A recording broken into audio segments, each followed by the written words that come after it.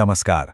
आज बात करते हैं एक ऐसे शायर की जिनकी कलम ना जिंदगी के सबसे मुश्किल संघर्षों को भी उम्मीद की स्याही से लिखती है।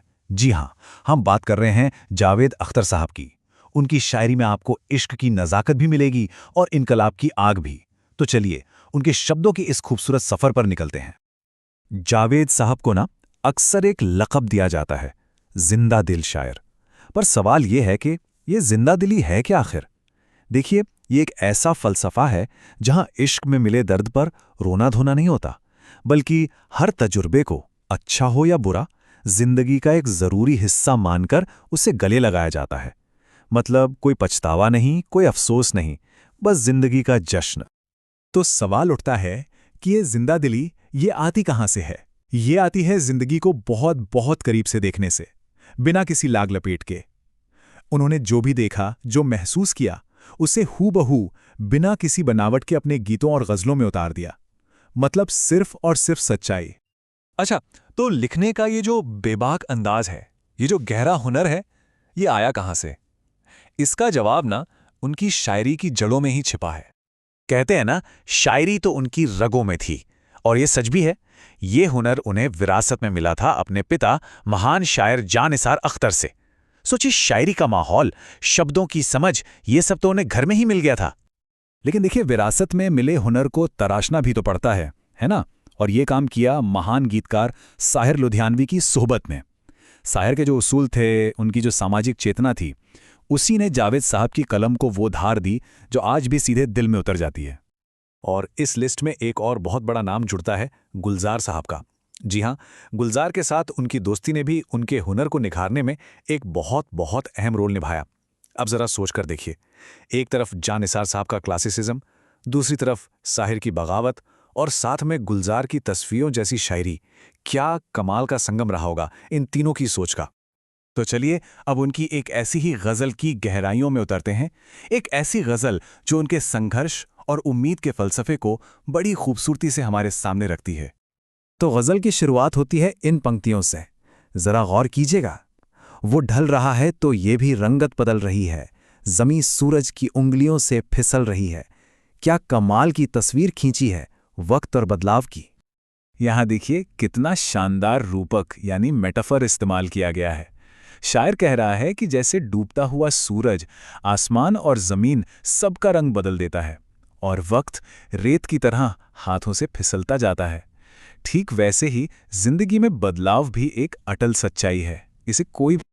अब आता है अगला शेर, और ये जुल्म के अंधेरे में उम्मीद की एक किरण जैसा है। जो मुझको जिंदा जला रहे हैं वो बेखबर हैं कि मेरी जंजीर धीरे धीरे पिघल रही है। जरा सोचिए इस शेर में छिपे गहरे मतलब के बारे में। ये शेर उम्मीद का एक बहुत ही पावरफुल सिंबल है। यहाँ एक गहरा विरोधाभास है, एक पैराडॉक्स। जुल्म करने वाले ये जानते ही नहीं कि जिस आग से वो किसी को मिटाना चाह रहे हैं ना, वही आग उसी की गुलामी की जंजीरों को पिघला रही है। मतलब तबाही में ही आज़ादी का रास्ता भी बन रहा है। कमाल है। आगे शायर कुर्बानी की ताकत को इन लफ्जों में बयां करता है। वो कहता है, मैं कत्ल तो हो गया तुम्हारी गली में, लेकिन मेरे लहू से तुम्हारी दीवार गल रही है। मतलब ये कि यहां मौत एक अंत नहीं है, बल्कि एक नई शुरुआत है। इस शेर में कुर्बानी की ताकत को दिखाया गया है कि कैसे मजलूम का बहाया हुआ खून कभी बेकार नहीं जाता, बल्कि वही खून जालिम की बुनियाद, उसकी दीवारों को अंदर से खोखला कर देता है, गला देता है। कह सकते हैं कि ये वो जीत है जो हार के लिबास में छुपी होती है। और अब एक ऐसा शेर आता है जो समाज के दर्द पर एक सीधी चोट करता है। सुनिए, न जलने पाते थे जिसके चूल्हे भी हर सवेरे, सुना है कल रात से वो बस्ती भी जल रही है। सोचिए कितनी गहरी, कितनी दर्दनाक बात कह दी है इन दो पंक्तियों में। ये शेर समाज में फैले अन्याय पर एक बहुत ही करारी चोट है। इसमें उस दर्दनाक विडंबना, उस ट्रैजिक आयरनी को दिखाया गया है जहां सबसे गरीब लोग, जिनके घरों में 2 वक्त का चूल्हा जलाना तक मुश्किल था, आज उन्हीं के घर, उन्हीं की बस्तियां आग की लपटों में जल रही हैं। और अब गजल हमें शायर की अंदरूनी कश्मकश, उसके इंटरनल कॉन्फ्लिक्ट तक ले जाती है। मैं जानता हूं कि खामोशी में ही मसलहत है, मगर यही मसलहत मेरे दिल को खल रही है। दिल और दिमाग की ये जंग हम सब ने कभी ना कभी महसूस की है ना?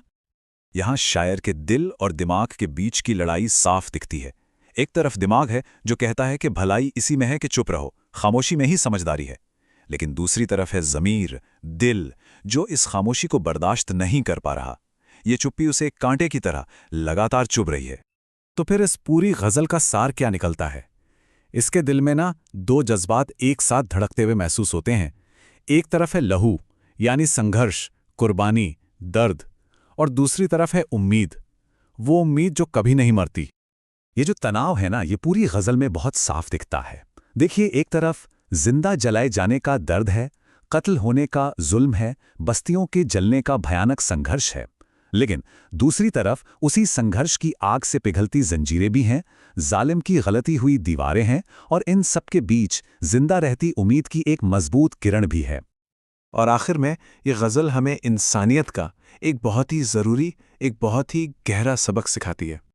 ये गज़ल असल में जावेद अख्तर के उसी नज़रिए, उसी फ़लसफ़े का सबूत है जो हमें ज़िंदगी की कड़वी से कड़वी सच्चाइयों का सामना करने की हिम्मत देता है, और साथ ही इंसानियत के भविष्य के लिए एक गहरी उम्मीद को भी हमारे दिलों में जिंदा रखता है। और शायर अपनी बात इस गज़ल की आखिरी पंक्तियों के साथ ख़त्म करता है, जो अपने आप में एक दुआ है, एक उम्मीद है। कभी तो इंसान जिंदगी की करेगा इज्जत।